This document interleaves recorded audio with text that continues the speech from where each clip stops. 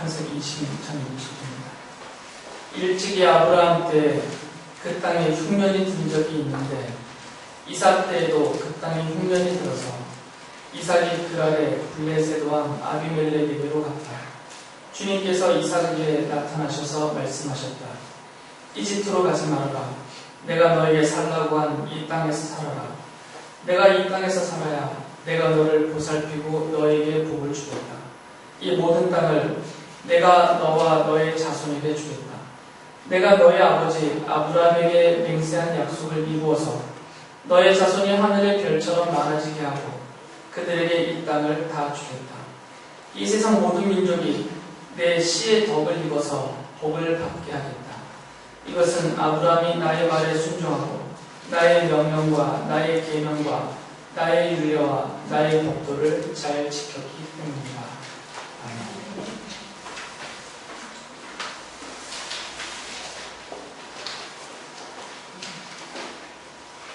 예전에 아브라함이 그 가나안 땅에 흉년이 들어서 이집트 땅까지 내려갔다가 거기서 자기 아내 사라를 뺏길 뻔하고 또 하나님의 은혜로 다시 돌아오고 뭐 이런 사건이 있었죠. 근데 그 얘기를 여기 26장에서 하는 것입니다. 아브라함 때 그렇게 큰 흉년이 있었던 것처럼 이제 아브라함의 아들인 이삭 때에도 그 정도의 흉년이 들었다는 거죠. 그래서 아버지 아브라함이 이집트로 내려갔던 것처럼 이 이삭도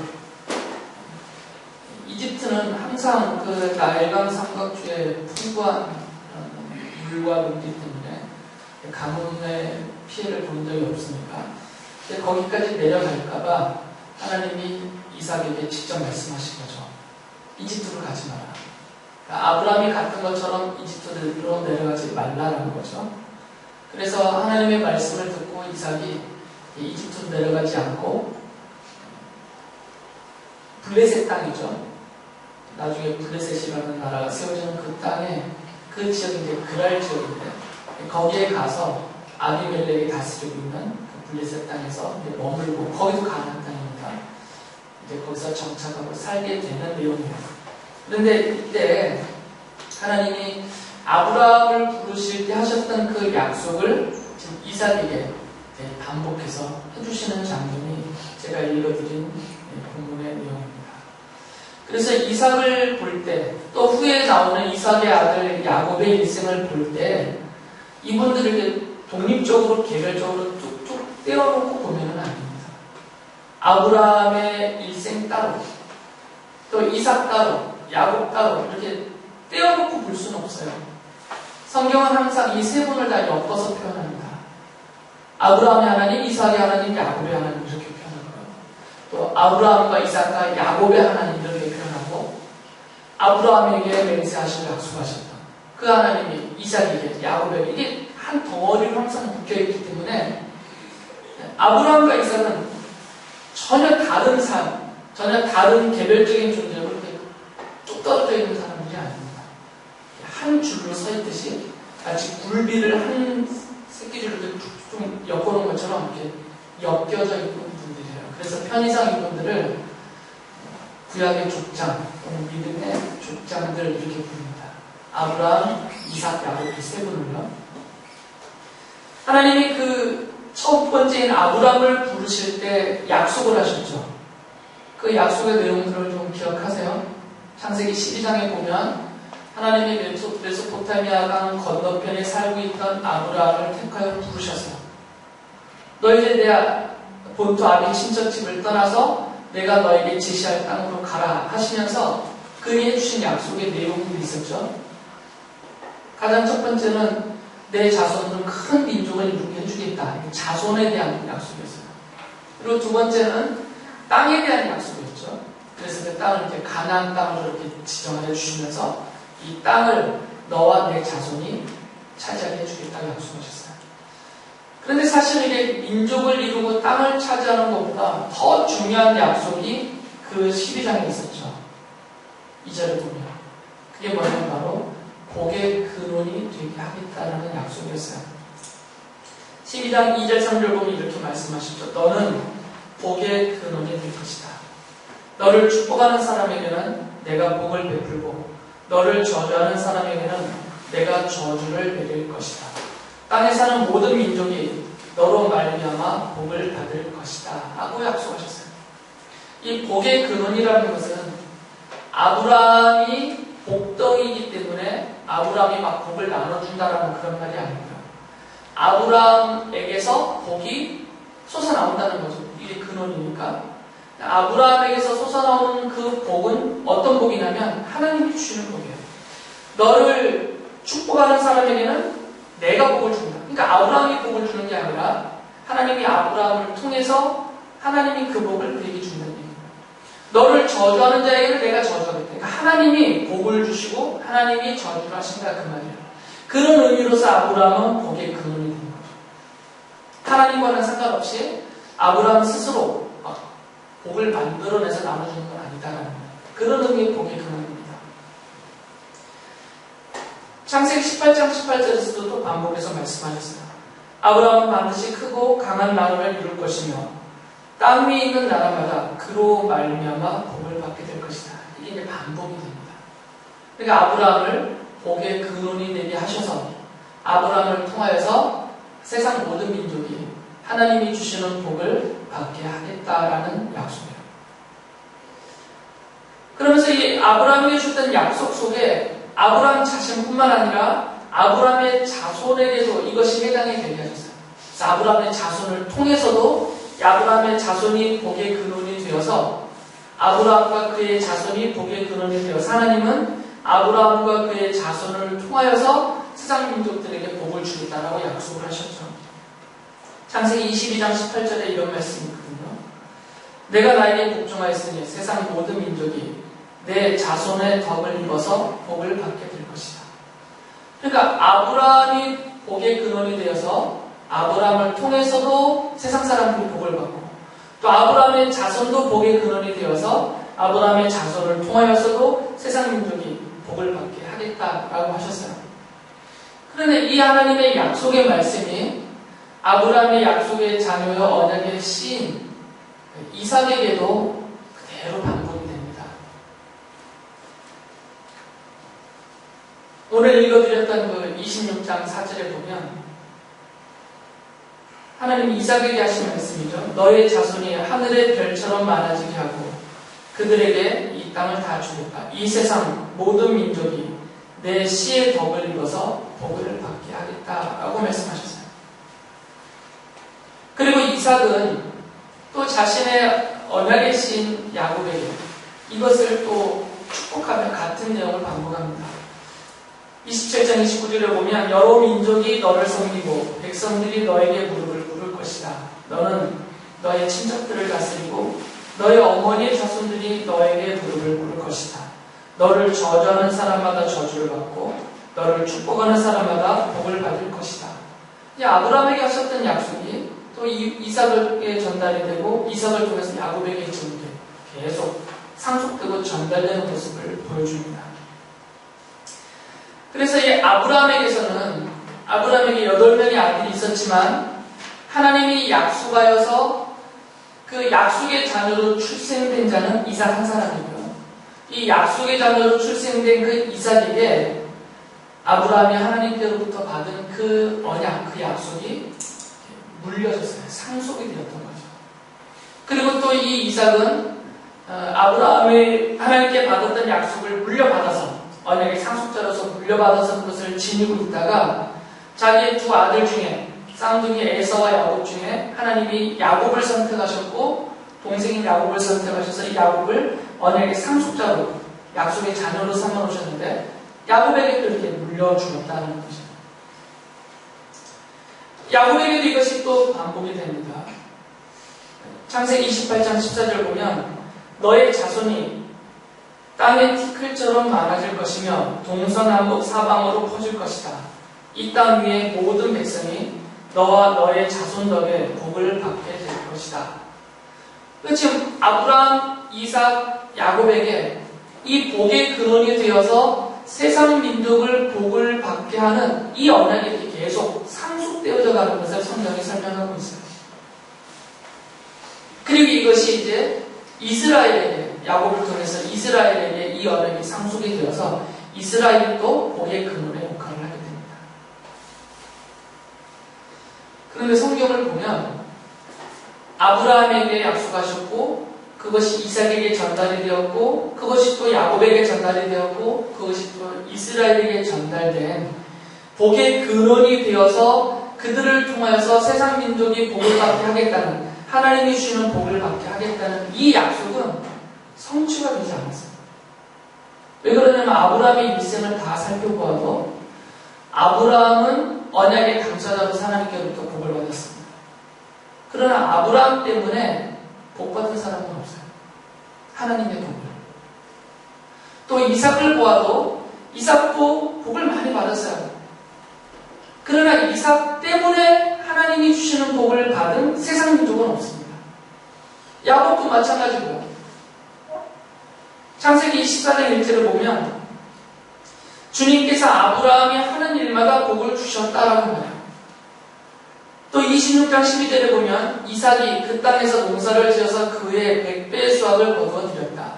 주님께서 그에게 복을 주셨기 때문이다. 그리고 창세기 35장 9절에는 야곱입니다. 야곱이 밧단 아람에서 돌아온 뒤에 하나님이 그에게 다시 나타나셔서 복을 주셨다. 그러니까 하나님은 언약의 당사자인 아브라함에게 복을 주셨고 이삭에게 복을 주셨고 야곱에게 복을 주셨어요. 그래서 이들이 가나안 땅을 차지하면서 큰 부자가 되고 권세와 영광을 누리게 되었죠. 성경은 그들은 복을 받았는데 하나님의 언약의 내용은 그게 아니었죠. 그들이 복을 받을 뿐만 아니라 그들이 복의 근원이 되어서 이들을 통하여서 하나님이 주시는 복을 세상 다른 모든 민족이 받게 하는 것이 하나님의 언약이었는데 성경에는 그것은 나타나지 않아요. 아브라함과 이삭과 야곱을 통하여서 그리고 이스라엘을 통해서 세상 모든 민족이 복을 받게 하시는 하나님의 약속은 구약 성경에 보면 성취되지 않습니다. 그런 모습은 나타나지 않더라는 거죠.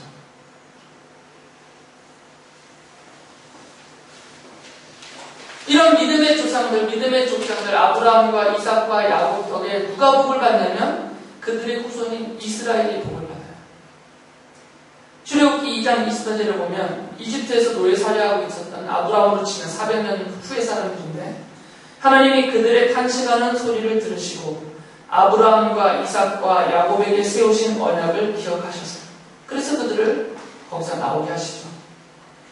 열왕기하 13장 23절을 보면 후에 한참 후에 이스라엘의 왕국 시대 때인데 그때 이런 말씀이 있어요.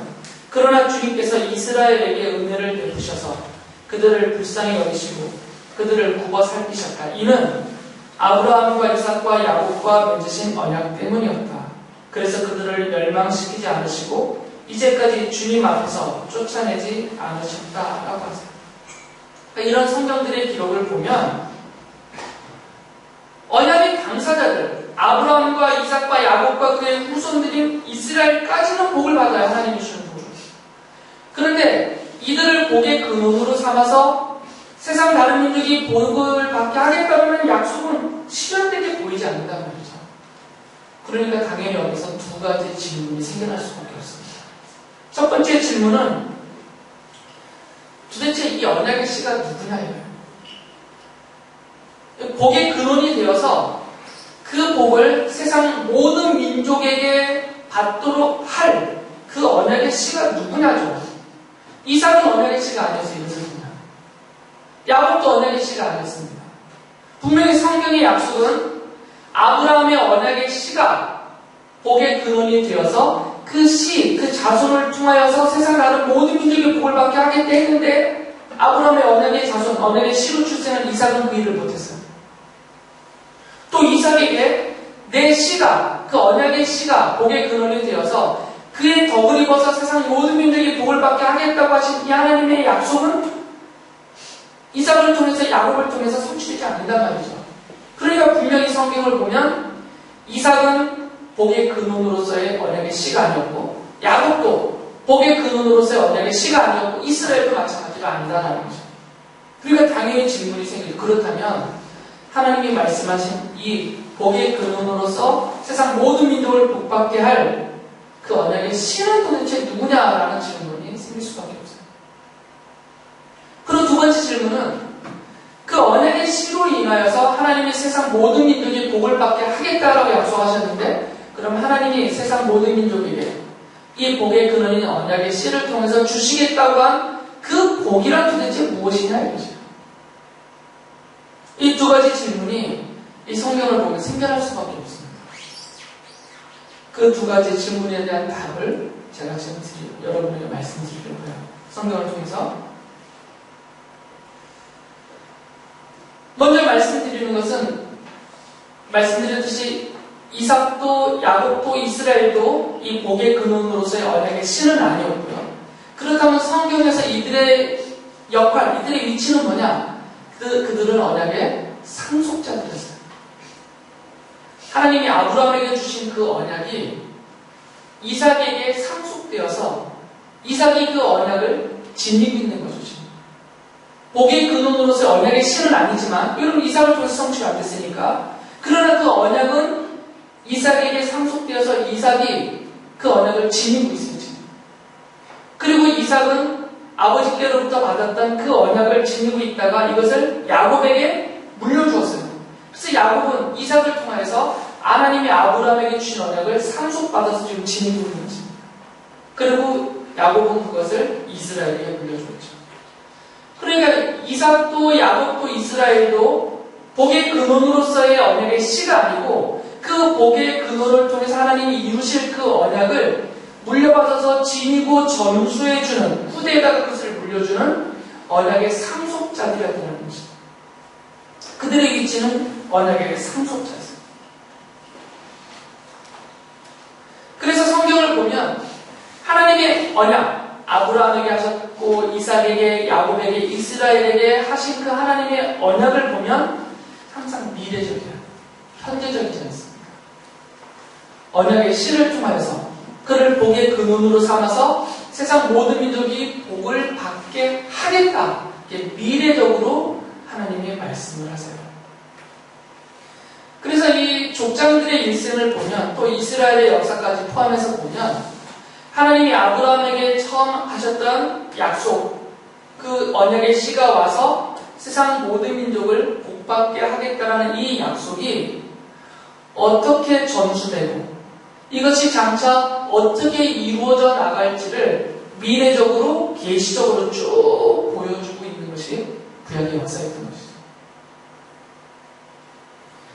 그리고 구약 성경은 바로 그 언약의 씨를 가리켜서 메시아라고 불렀어요.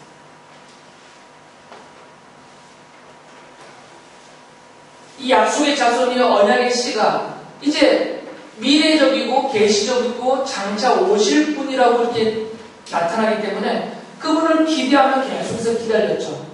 그래서 그분을 메시아라고 불렀어요. 기름 부음 받은 자라는 뜻으로.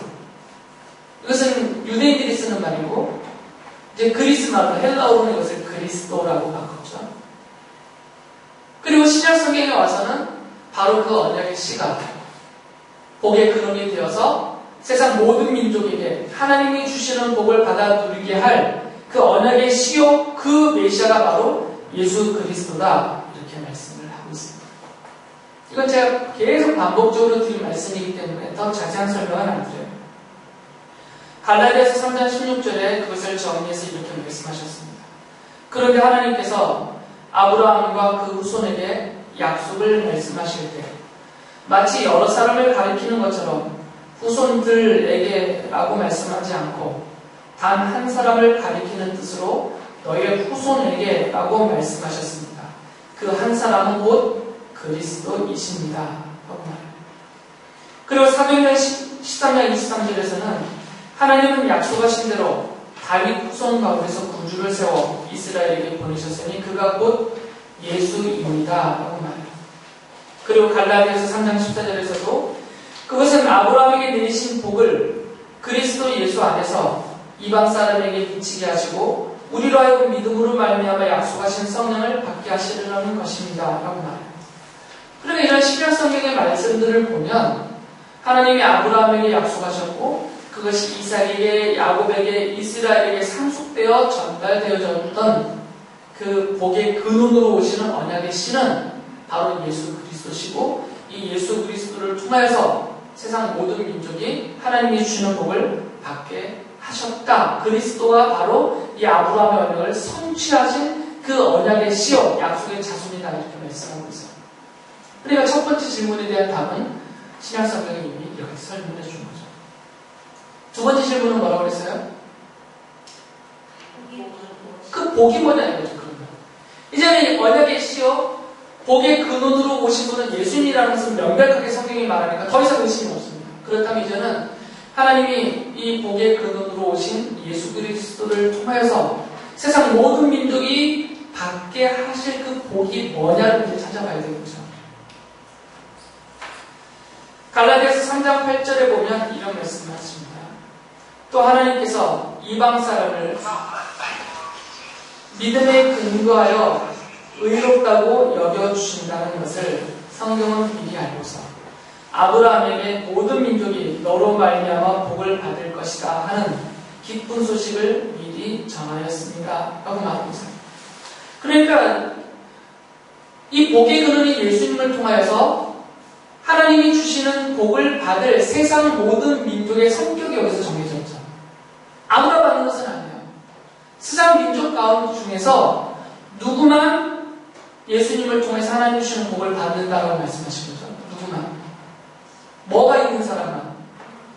믿음이 있는 사람만. 그래서 믿음으로 아브라함의 자손된 사람. 혈통적인 아브라함의 자손은 이스라엘 사람들이지만 이들 말고 성경이 말하고 있는 진짜 아브라함의 자손은 아브라함과 같은 믿음을 지닌 믿음의 자손이에요. 그 믿음의 자손이 된 사람들이 바로 이 약속의 복을 받을 자다라는 것이죠.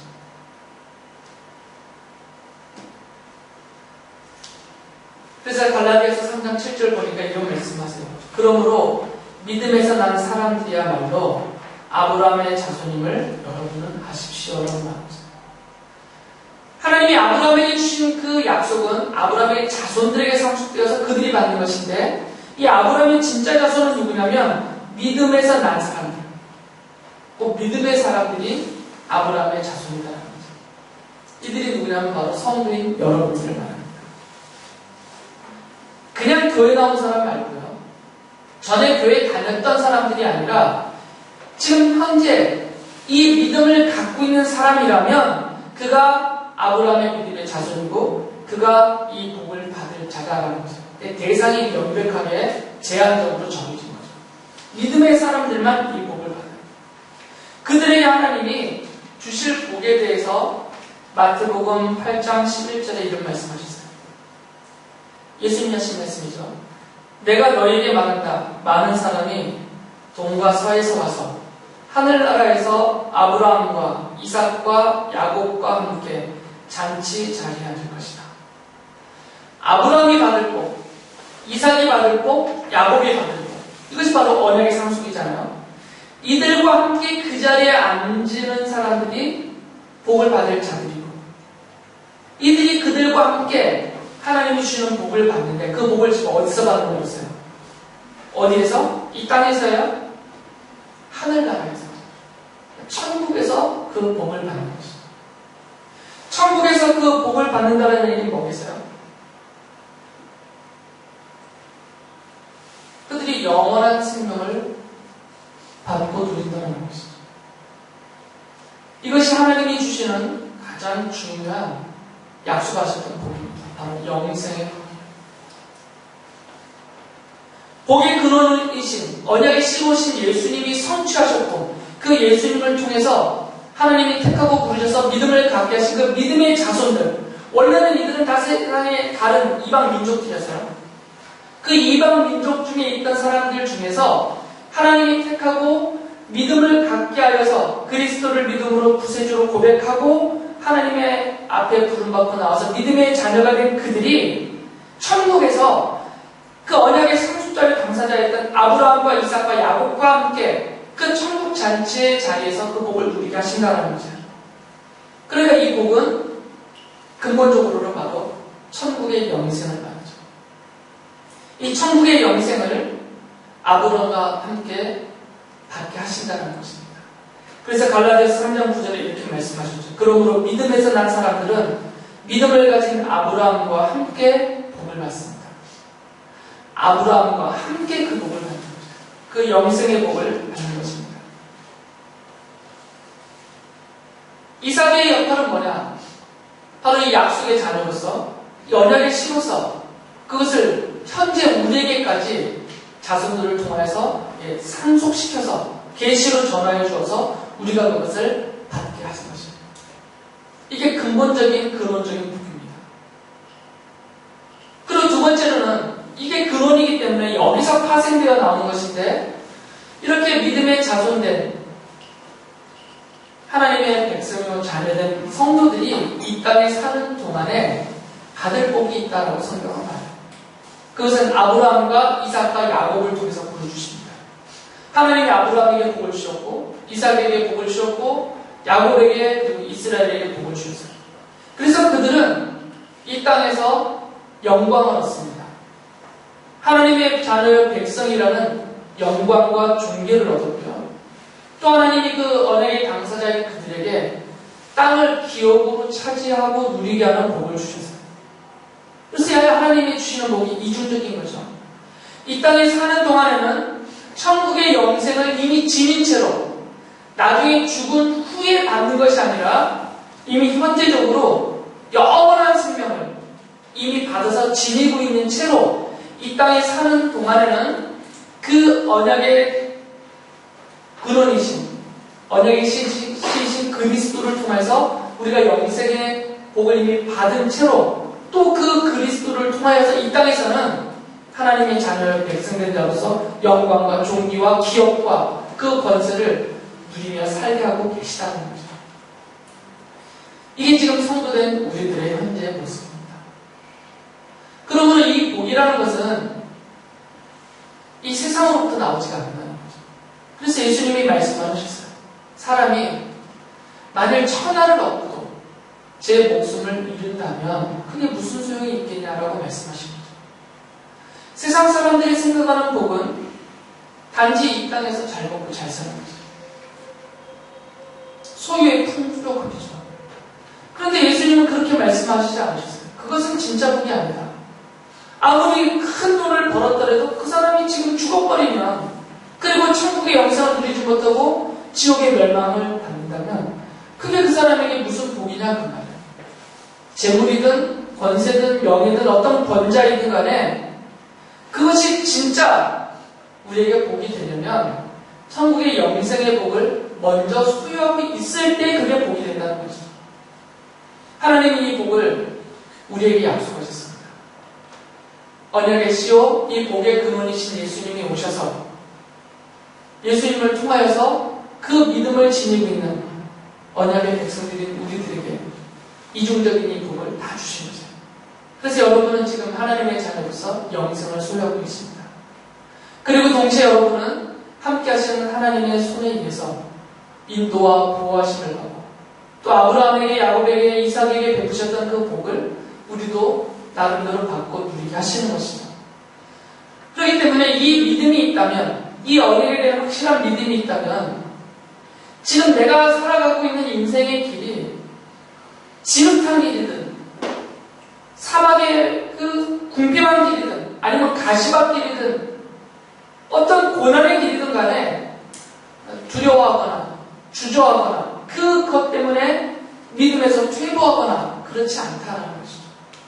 지금 내 눈앞에 펼쳐진 것이 어떻다 하더라도 설령 그 다음에 몇 걸음을 나가더라도 여전히 막막해 보이거나 답답하거나 힘겨워 보인다 하더라도 그것이 우리를 주저앉게 하지 못하는 이유는 우리가 이 믿음의 자손으로서 이 약속의 복을 받은 자입니다.